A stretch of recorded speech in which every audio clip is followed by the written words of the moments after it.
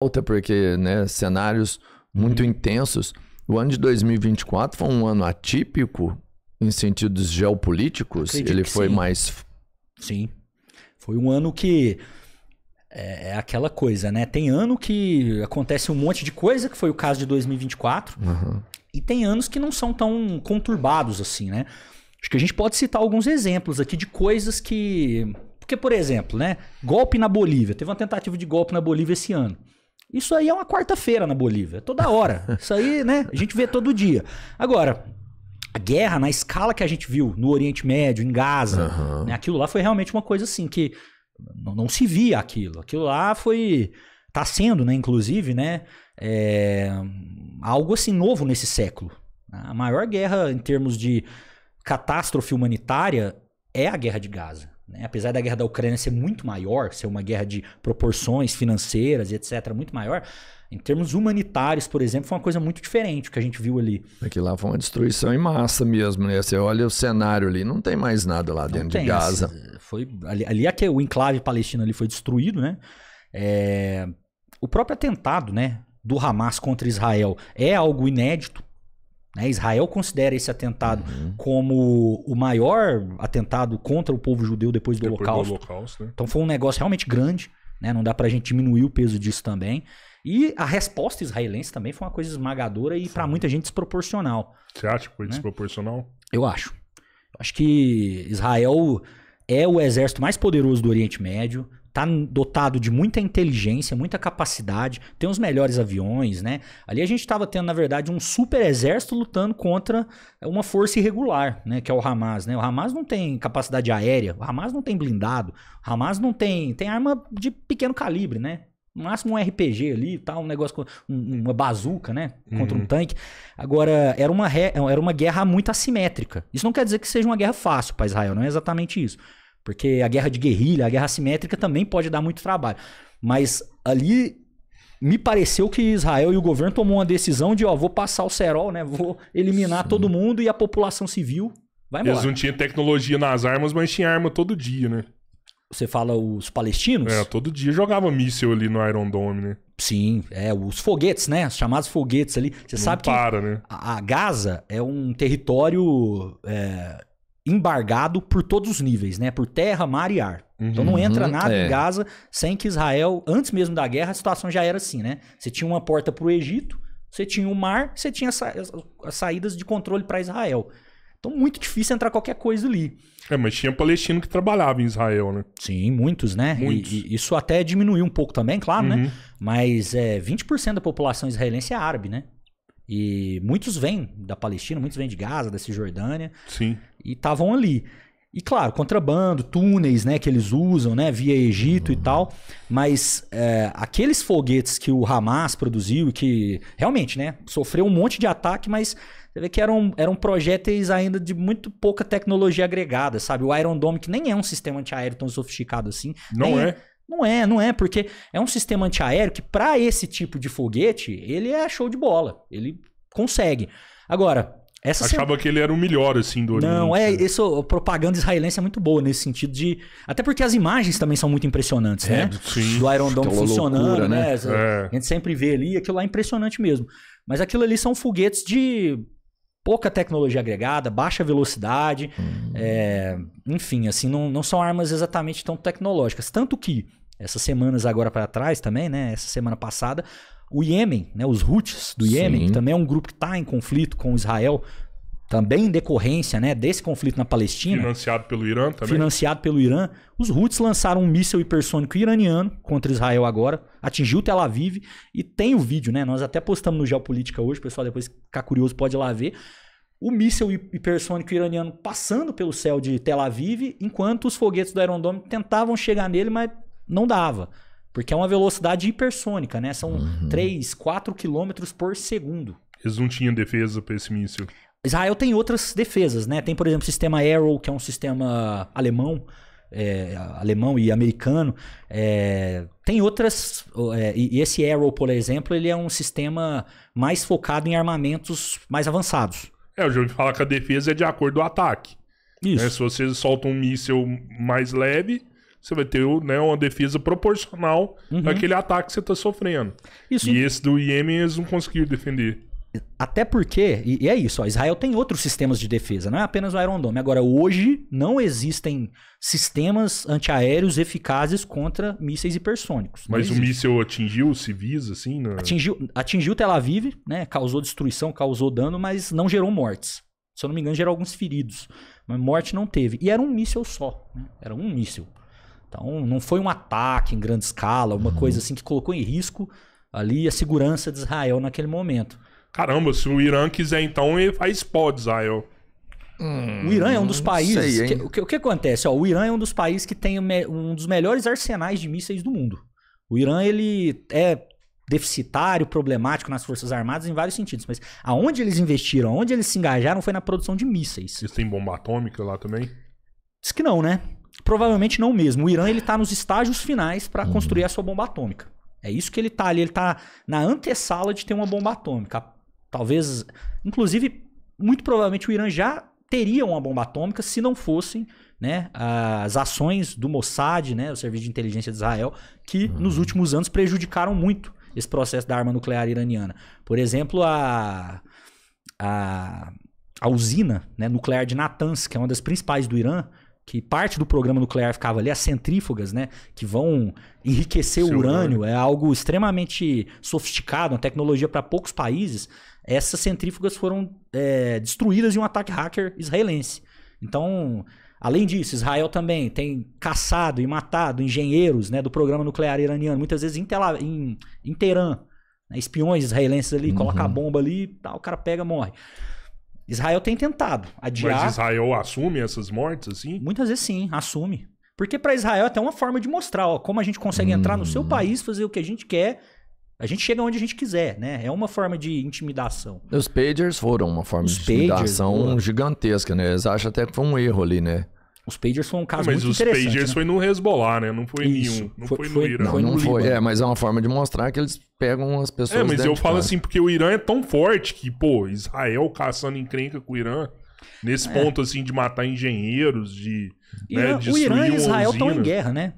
Irã e Israel estão em guerra. Não declarada, né? Não declarada. Outro fato curioso, interessante pra gente lembrar na retrospectiva 2024. Pela primeira vez na história, nós tivemos um ataque direto iraniano contra Israel e vice-versa. Nós tivemos duas rodadas de ataque e retaliação entre Israel e Irã. Os dois países eles já se agridem há muito tempo.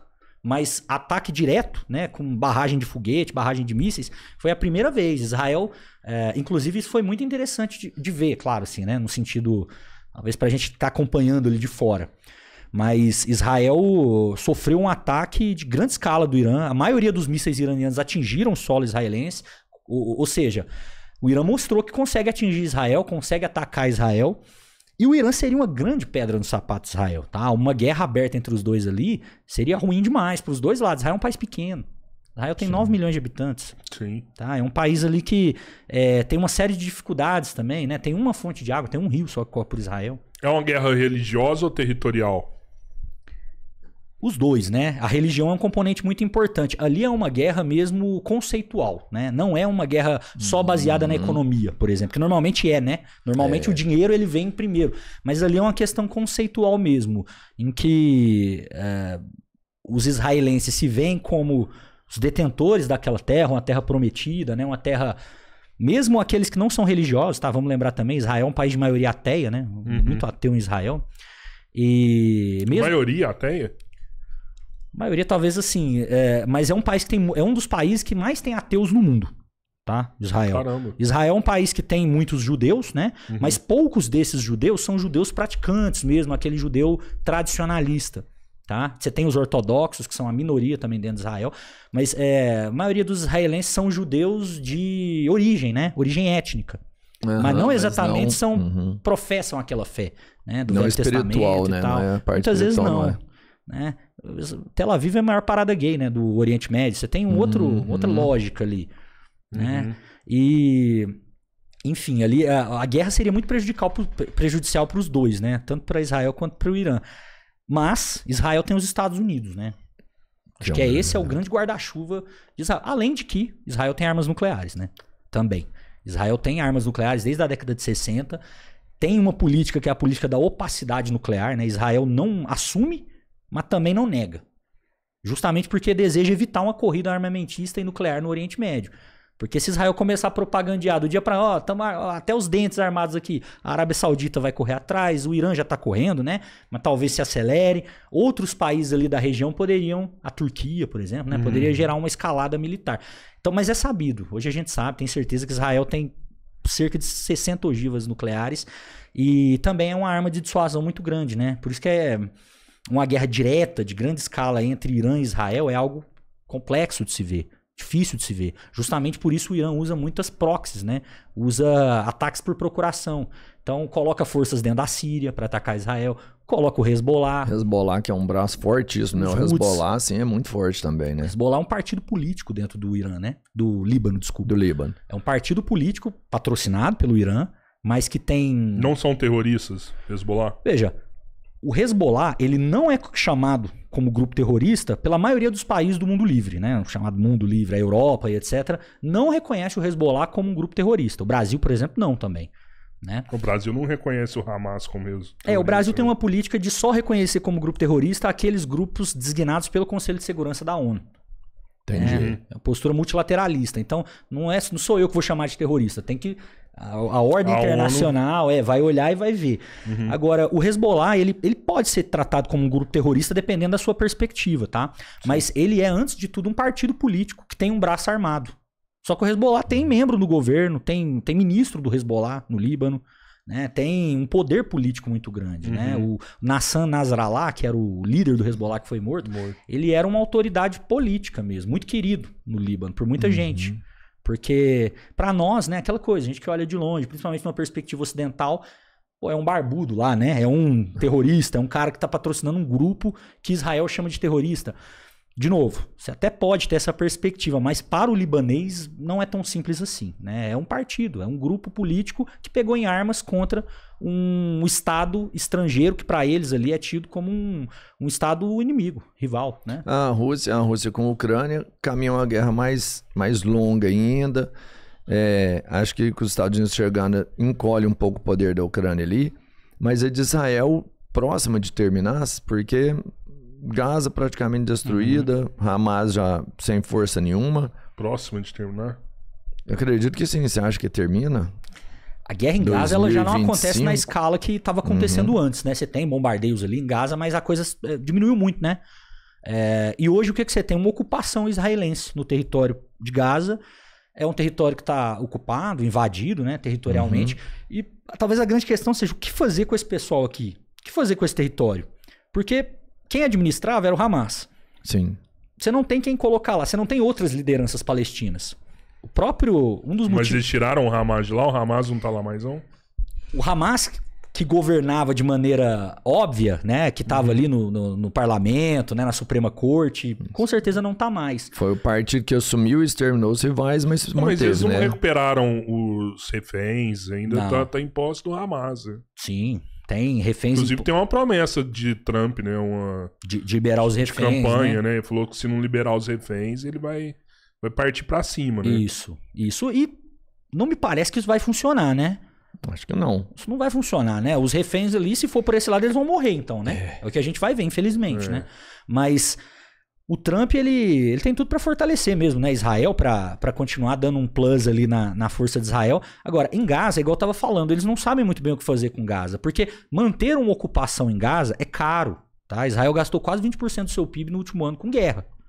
É um esforço econômico enorme. Por mais que os Estados Unidos estejam patrocinando, né? Isso tem limite também, né? Não dá pra fazer uma guerra infinita ali. E aí é guerra contra Houthis, é Líbano, é Irã. Você tem uma série de atores ali pressionando Israel. Então, tendência é que a guerra em Gaza, ela vá diminuindo cada vez mais, né? Agora, a situação em Gaza se resolver, eu acho que isso vai pra, perder de vista. Mesmo. Porque não tem muito o que fazer, né? Quem vai governar Gaza ali?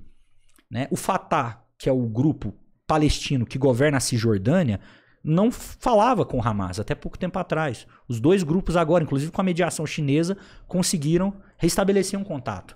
né? Mas Israel controla o território, então não é tão simples assim a ponto de, olha, nós tiramos aqui novos representantes palestinos para estar entrando aí, começando um novo governo. Esse governo só vai se manter de pé se Israel quiser.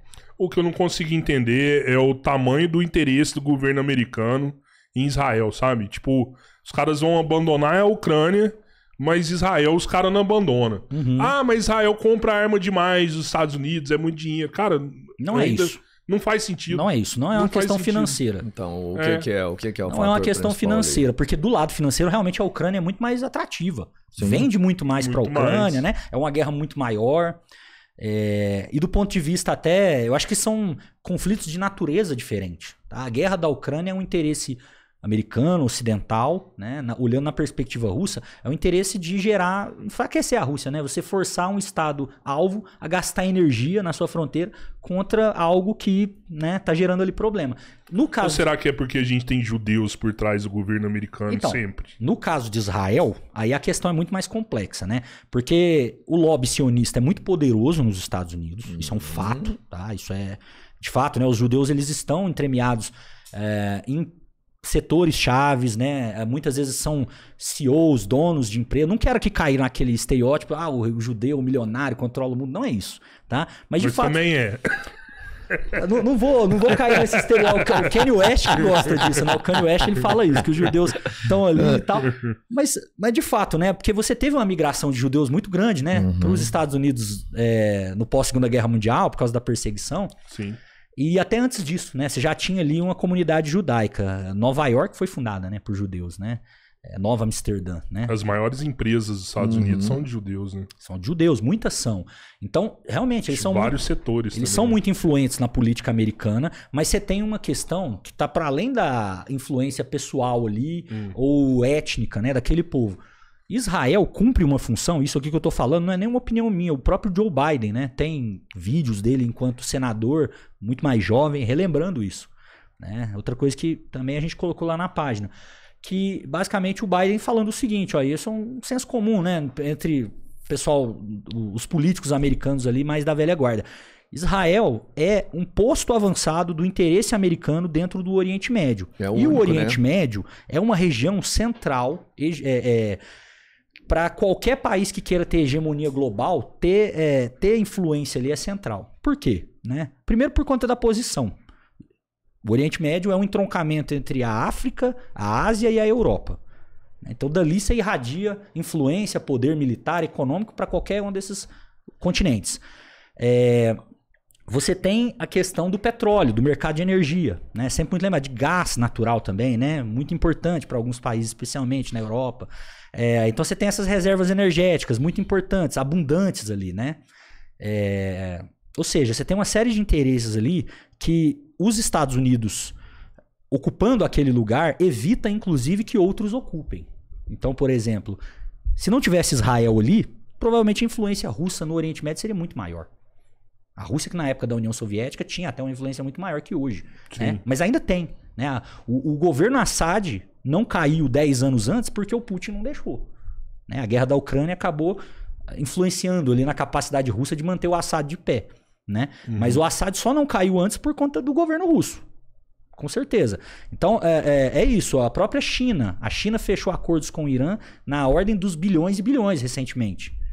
Então a presença americana ali em Israel é, sobretudo, uma forma de evitar que esses rivais geopolíticos se estabeleçam ali na região, né, como atores hegemônicos. Isso é muito importante para os Estados Unidos. Não faz muito sentido na minha cabeça, cara. É uma área muito pequena, né? Não, mas o que eu já a gente tá falando de um país, sei lá, do tamanho de Uberlândia. Não, mas tamanho de Uberlândia. É um ponto estratégico. Já jogou War? Extremamente pequeno. Já jogou War? Já joguei. Às vezes você tinha uma pecinha ali no meio e dali você conseguia abrir pra conquistar vários territórios. Não, eu entendo. Faz fronteira com vários locais. Mas eu falo... Mas a gente tá falando de uma região extremamente pequena. Por isso que é valiosa, né? Talvez por isso. Isso só realça o valor dela. Porque ela é uma região pequena, igual a gente falou, tem 9 milhões de habitantes. É um país que, por exemplo, o Brasil até fechou acordo de livre comércio, né, no período Bolsonaro, Brasil e Israel. Não muda nada na vida do brasileiro. O Israel não compra e não vende pro Brasil em grande escala, não tem. Porque é um país pequeno. Inclusive, assim, Israel... Acho que o Brasil fez alguns negócios de trazer tecnologia de lá, né? Sim, teve até questões relacionadas à espionagem. Até né? Minas Gerais aproveitou alguma coisa também, né? quando teve o rompimento das barragens aqui. Sim. Veio gente do exército israelense Fazer para ajudar resgate. Sim. no resgate, né? Isso aí aconteceu. Eu não tô aqui querendo menosprezar as relações Brasil e Israel, não é isso não. Agora, por exemplo, né? O Irã é um país, é um dos maiores compradores de commodity do Brasil. Mercado de minério, soja, milho. O Irã compra toneladas e toneladas disso. O agro brasileiro vende muito pro Irã. Entendi. Muito. Israel não compra nada do Brasil, assim, em termos... A gente faz mais negócio com o Irã do que Israel. Muito mais, muito mais. Mas a gente dá mais dinheiro para Israel. A gente tem uma... Não sei, da onde você tirou isso? Israel vive, bem dizer, do turismo religioso. Um dos lugares que mais manda gente para lá é o Brasil. Não sei. Tem com certeza, sim, né? Em termos financeiros, a relação, a corrente de comércio Brasil e Irã é bem maior que Brasil e Israel. Sim. Mas eu acho que é isso. Israel tem um poder e uma influência cultural no Brasil que é desproporcional ao tamanho da economia e do que Israel é para o Brasil de modo geral. Isso tem muito a ver com a expertise que Israel tem de gerar essa influência. Assim como os Estados Unidos têm suas ferramentas de soft power, né, consegue explorar, Israel também faz isso muito bem e é um mérito do país, né? Conseguir, por exemplo, justamente, né, engajar os brasileiros por conta mesmo não sendo um país cristão, né, vende essa, olha, que o lar do cristianismo é aqui, né, venham nos conhecer. Então tem essa questão cultural que Israel realmente tem um peso muito grande no Brasil e o brasileiro, pelo que a gente pôde ver aí nos últimos anos, tem uma tendência a simpatizar muito mais com o judeu israelense, né, mesmo não tendo nada a ver com o cristão diretamente, do que com o árabe ou com o persa, né, com o muçulmano ali iraniano. Sim. Falando de geopolítica e de dominação, os muçulmanos vão dominar o mundo? Vocês viram aí, boa questão, vocês viram que na Alemanha e no Reino Unido também de 2024, agora essa notícia, o nome Mohammed, né?